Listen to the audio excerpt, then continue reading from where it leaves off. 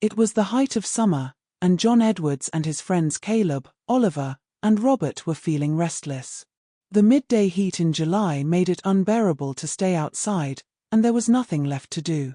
They had already watched all the new movies, visited the parks, and played through the latest video games.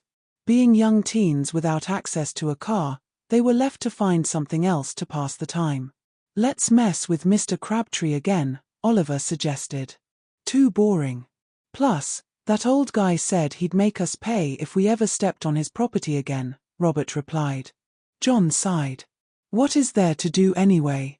Stealing gnomes from people's yards gets old fast. Let's find something else." As he finished speaking, his 12-year-old sister Margaret walked in, heading straight for the kitchen to grab something to eat. "Figures," Caleb muttered. "Your sister's getting even bigger." John snapped back, "Didn't you just eat lunch like an hour ago?"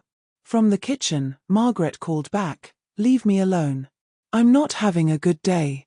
The boys, almost instinctively, stood up from the living room couches and followed her. With nothing better to do, they began making jokes about her food choices and her weight. As she scooped out some ice cream, they thought it would be funny to put salt in it. "Why did you do that?" she yelled, her frustration clear. "Now I can't even eat it." Fuming, she stood up. "I hate you all. Why can't you just let me eat what I want?" As she walked away, she muttered under her breath, "Just you wait." The boys, still laughing, returned to the living room to watch TV. It had been a while since they'd had any entertainment, and annoying her was the best they could come up with. An hour later, Caleb stood up. "I think I'll go home and grab my Joker movies so we can watch them here." The others gave a unanimous okay, as he reached for the door. Just as his hand touched the knob, Margaret's voice rang out. "Stop right there." Caleb paused but didn't turn around. He was determined not to listen to her, but something made him stop. He turned slowly. Margaret stood in the doorway, holding a large, moon-shaped golden medallion glowing with a soft red light. "Come in here," she ordered, her tone demanding. The boys followed Caleb into the living room and stopped, looking at Margaret. Oliver opened his mouth to say something, but Margaret cut him off, "No talking." Silence filled the room as Margaret spoke again. "I told you all to stop, but not one of you had the guts to listen. So now, none of you will have the ability to do anything for the rest of your lives." She held up the medallion, her voice steady but firm. "This is the Medal of Sorak. Grandma gave it to me when she passed. It gives me control over anyone I choose, and it grants me powers far beyond anything you can imagine. I'm going to make you all pay for what you did, but you won't remember this conversation once I'm done. You'll go back to your lives, just like before, and finish your days normally." She paused, watching them carefully. "But the real fun starts tomorrow. Do you all understand?" The next hour was spent with Margaret giving each boy specific instructions, accompanied by a magical spell to go along with them. Once she was done, the boys left, returning to the living room. Caleb, however, went home to get the Joker movies. Margaret walked back to her room, smiling to herself. "The next few days will be fun. I'd better get some rest." After getting dressed, he left for John's house. The boys were all planning to go to a baseball game that afternoon. Since he was walking, he noticed a tightness in his stomach, which soon intensified into pain. He stopped, sitting down on the curb, waiting for it to pass. Once the discomfort subsided, he hurried on toward John's house. As he walked, he ran into Caleb, who, for some reason, was wearing a pair of women's open-toed sandals. Oliver glanced down and saw that Caleb's toenails were painted red. He was about to ask Caleb about it when all that came out was, "Where did you get those shoes?" "They're cute." Caleb casually replied, "Oh, I've had them for a while. Thanks." Both boys exchanged a shocked look and continued on to John's house. Soon, they bumped into Robbie, who was carrying shopping bags. "Wait up. I just bought some awesome outfits at the mall. I'm going to change at John's," Robbie said. The group waited, and a few minutes later, they all arrived at John's house. John answered the door, and the boys were taken aback he was wearing makeup. No one said anything, but Robbie headed straight to the bathroom to change. The rest of the boys sat quietly, exchanging confused glances. After a while, Robbie emerged, now wearing a short black skirt that flared out to his mid-thighs, grey tights, a tight grey tank top that showed his bra straps, and black platform sandals. His blonde hair was tied up with a ribbon. "Wow, that's cute. You look great," John said. The other boys were silent, watching in awe, and silently wishing they could trade places with either John or Robbie. Just then, Margaret entered the room, halting all activities. "Don't we all look embarrassed? And might I add, pretty," she remarked, before heading into the kitchen.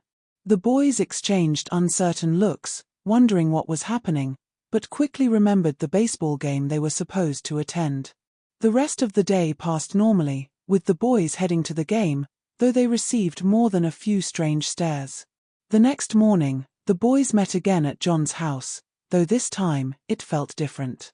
John had grown a full head of brown hair, and his body appeared smaller.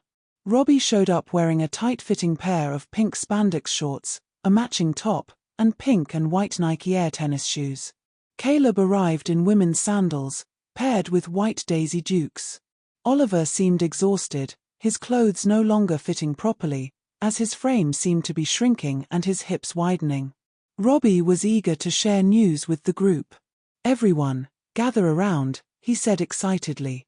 "I talked to my parents last night, and they're going to let me have a gender change operation early. I leave for it tomorrow. Mom's already made all the arrangements." "Isn't that great?" The other boys were stunned, but they all expressed excitement and exchanged hugs with Robbie. The following morning, the boys showed up at John's house at 10 a.m., except for Robbie. Caleb was wearing a leather miniskirt, black boots reaching halfway up his calves, and a tight leather halter top. His legs were bare, and there was no hair on them. His appearance had become noticeably more feminine. John answered the door, his sports bra noticeably fuller, and wearing sweatpants. Oliver, in his usual clothes, looked uncomfortable. His clothes no longer fit, and his frame seemed to have changed as well. His hair was now growing down to his shoulders, matching his new shape. The group sat down in the living room, all of them horrified and unable to speak about what was happening. Finally, John spoke up, his voice heavy with uncertainty. "I wish I didn't have to worry about my figure so much. Do you know what I mean?" Suddenly, John's body began to change before the others' eyes. He shrank slightly in height, and his hair shortened to just below his ears. His sports bra reshaped itself into a t-shirt, and his sweatpants grew several sizes too big. John felt his body shift, and his manhood seemed to vanish as his body transformed. When it was over, a plump teenage girl sat in his place. "That's better," she said, but screamed inside. "I don't know, Zoe. I kind of like keeping my figure, but I just wish I could fill out my clothes more," Caleb said. As soon as the words left his mouth, he felt a sharp, burning pain in his chest.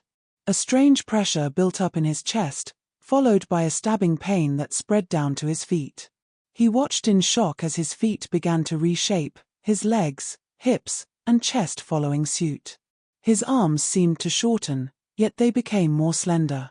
Strawberry blonde hair cascaded down to his shoulders. He looked down at his freshly painted nails, but before he could finish his sentence, pain shot through his body.